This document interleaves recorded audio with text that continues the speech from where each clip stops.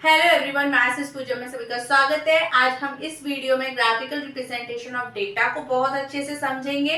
Video के and तक आप लोग मेरे साथ बने रहना। अभी तक भी चैनल को सब्सक्राइब नहीं किया है तो कर देना, ठीक है। तो क्लास 9 का हमारा लास्ट चैप्टर स्टैटिस्टिक्स, तो उसमें हमारे 3 टर्म्स है। कौन कौन से? फर्स्ट है हमारा बार ग्राफ, कैसे हम एक डेटा को बार ग्राफ में रिप्रेजेंट करें, किस तरह से हम हिस्टोग्राम ग्राफ में रिप्रेजेंट करें, और फ्रीक्वेंसी पॉलीगॉन में हम किस तरह से उसका ग्राफ डिफाइन कर सकते हैं। तो ये जो ग्राफिकल रिप्रेजेंटेशन है ये हमारे इस चैप्टर में मेन टॉपिक है। तो फर्स्ट समझते हैं कि होता क्या है बार ग्राफ। तो देखो, जो डेटा कलेक्शन है वो हम बहुत अच्छे से समझते हैं कि हमें एक टेबुलर फॉर्म में गिवन होता है या फिर रॉ डेटा गिवन होता है, तो हम उससे पहले टेबुलर फॉर्म में कर लेते हैं। अदरवाइज अब हम 9th स्टैंडर्ड में आ गए तो हमें डायरेक्टली ग्राफ में ही रिप्रेजेंट करना होता है। तो फर्स्ट जो बार ग्राफ, मतलब आपको जो भी डेटा गिवन है, देखो डेटा में हमारे टू वेरिएबल्स गिवन होते हैं, मतलब एक एक्स होता है, एक नंबर ऑफ मतलब, और सेकंड होता है या तो नेम में डिक्लेयर होते हैं या फिर कोई कंपनीज नेम होते हैं या किसी ऑब्जेक्ट नेम होते हैं। तो जैसे कोई भी डेटा मैं एक एग्जांपल के लिए बता देती हूँ। जैसे एक हमारी टेबल गिवन है, ठीक है, तो एक एक्स होता है और एक वाई होता है, ठीक है। इसी के बेस पे हम ग्राफिकल रिप्रेजेंटेशन बताएंगे। तो यहाँ पे जो एक्स होता है वो होता है किसी का नेम ऑफ, ठीक है, किसी भी नेम ऑफ या टाइप ऑफ कुछ भी गिवन हो तो वो आपको यहाँ पे गिवन होगा। यहाँ पे नंबर ऑफ गिवन होगा, उसी का नंबर ऑफ में नंबर्स में डेटा गिवन होगा। तो ये हमेशा याद रखना। मैं बस ये बता रही हूँ कि जो नंबर वाला कॉलम होता है वो हमारा वाई एक्सिस पर आता है, ये याद रखना, ठीक है। फर्स्ट पॉइंट ये याद रखना ग्राफिकल रिप्रेजेंटेशन में कि एक्स एक्सिस और वाई एक्सिस जब हम लेते हैं ग्राफ में, तो वाई एक्सिस पर जो नंबर ऑफ गिवन्स होते हैं वो हमारे वाई एक्सिस पर आते हैं, और यहाँ पर जो भी उसके अलावा एक और जो ब्लॉक होगा उसमें जो हो वो आपको यहाँ शो करना है। फर्स्ट बात हो गई। सेकंड, अब बार ग्राफ जो होता है, बार में क्या करना होता है, एक रेक्टेंगल्स मतलब बार शेप बने हुए होते हैं, इनको हम बार बोलते हैं। तो ये जो बार ग्राफ है ये इस तरह से रिप्रेजेंट होगा कि इनके बीच में स्पेस होगा।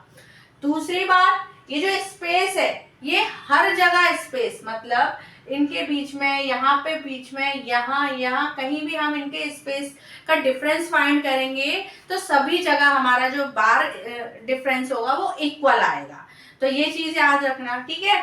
सेकेंड थिंग कि इनकी जो हाइट्स होती है वो depend on number of variables, मतलब उसमें जितने भी नंबर ऑफ गिवन होंगे, सपोज यहाँ पे 10 गिवन है और यहाँ पर 20 गिवन है और यहाँ 30 गिवन है, तो ये डिपेंड किस पर कर रहा है, नंबर ऑफ पर डिपेंड कर रहा है कि बार की हाइट कितनी होगी। ये होता है हमारा बार ग्राफ। बार ग्राफ जो होता है वो पिक्टोरियल रिप्रेजेंटेशन होता है हमारे डेटा का। तो आई होप आप लोगों को बार ग्राफ अच्छे से क्लियर हो गया होगा। सबसे इजी बार ग्राफ होता है। इजी तो ये दोनों भी है, नहीं हो तो मैं इजी कर दूंगी, आप टेंशन नहीं लेना। चलिए हिस्टोग्राम की बात करते हैं, ठीक है। हिस्टोग्राम की बात करते हैं, सेम है, ठीक है, क्वेश्चन भी सेम ही आते हैं। बस आपको क्वेश्चन में लिख दिया जाएगा कि आपको हिस्टोग्राम रिप्रेजेंटेशन करना है, किस तरह से करें। तो बस इसमें और इसमें डिफरेंस क्या है, देखो इसमें भी रेक्टेंगल बन रहे हैं, बार बन रहे हैं, इसमें भी रेक्टेंगल शेप में बार बन रहे हैं। डिफरेंस कहाँ आ गया है, यहाँ स्पेस था बीच में, यहाँ दो बार्स के बीच में स्पेस था, बट यहाँ पर स्पेस नहीं है। So there is no space between consecutive rectangle और बार्स, ठीक है। अब इसमें भी दो तरह के हमारे हिस्टोग्राम ग्राफ बन सकते हैं। देखो, एक तो हमारे यहाँ स्टार्टिंग से ही बन सकता है और दूसरा थोड़ा सा गैप लेने के बाद बनेगा। तो ये गैप लेने के बाद पता है कब बनता है, जैसे आपको कोई भी डेटा गिवन है, कोई भी आपको डेटा गिवन है, वो स्टार्ट कहाँ से हो रहा है, 400 नंबर से स्टार्ट हो रहा है। तो हमारा यहाँ पे जो O होता है, ओरिजिन होता है, वो 0 से स्टार्ट होता है। तो आप यहाँ पर ये वाला ग्राफ नहीं बना सकते हो, ये वाला आप ग्राफ नहीं बना सकते हो। क्यों?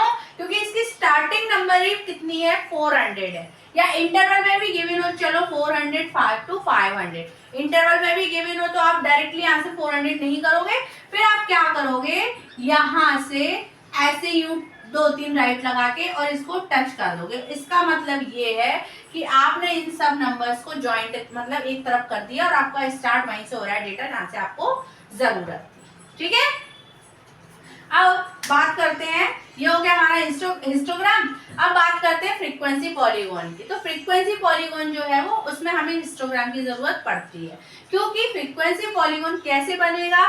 फ्रीक्वेंसी पॉलीगॉन बनेगा हिस्टोग्राम के जो मिड पॉइंट्स होते हैं किसके, upper side of rectangle in of a histogram. ठीक है, तो क्या इनके जो अपर साइड होते हैं, इनके बार के अपर साइड होते हैं, उनका मिड पॉइंट लेना है। तो मैंने मिड पॉइंट ले लिया। ठीक है, अब मिड पॉइंट को जो जोड़ने पर जो बनेगा वो हमारा पॉलीगॉन बनता है। अब पॉलीगॉन कैसे बनेगा? तो पॉलीगॉन की डेफिनेशन पता होना चाहिए। क्लोज्ड कर्व, है ना, sorry closed shape, closed shape में होता है। तो ये देखो यहाँ पे पॉलीगॉन कैसे बन रहा है, यहाँ से स्टार्ट हो रहा है, यहाँ पे बंद हो रहा है, तो एक क्लोज्ड शेप डिफाइन कर दिया। तो इसीलिए ये हमारा होता है फ्रीक्वेंसी पॉलीगॉन। पॉलीगॉन का किसका बनाना है? फ्रीक्वेंसी का। तो फ्रीक्वेंसी डिस्ट्रीब्यूशन ही चलता है समय, जो फ्रीक्वेंसी होता है वही हमारा नंबर ऑफ में होता है। अब देखो, अब यहाँ पे जो मिड पॉइंट है वो हम कैसे फाइंड करें? तो हमें हिस्टोग्राम तो लेना ही पड़ेगा। आप विदाउट हिस्टोग्राम डायरेक्ट भी आप मार्क कर सकते हो। तो कैसे करोगे? उसके लिए हमें पता होना चाहिए क्लास मार्क।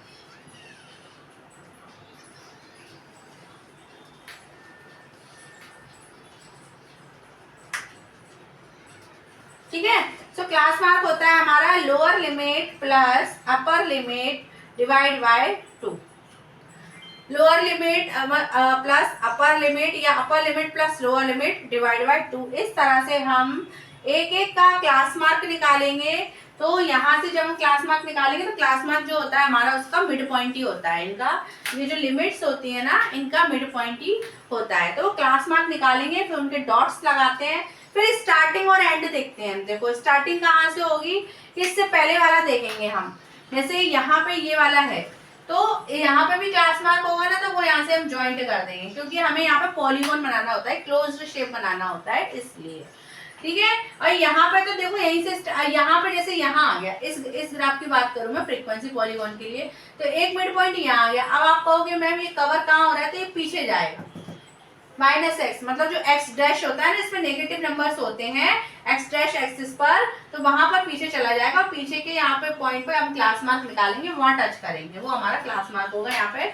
और सिमिलरली फॉर एंडिंग में भी हमारा जैसे ग्राफ यहाँ पे खत्म हो रहा है, तो ये तो क्लास मार्क उस बार का हो गया।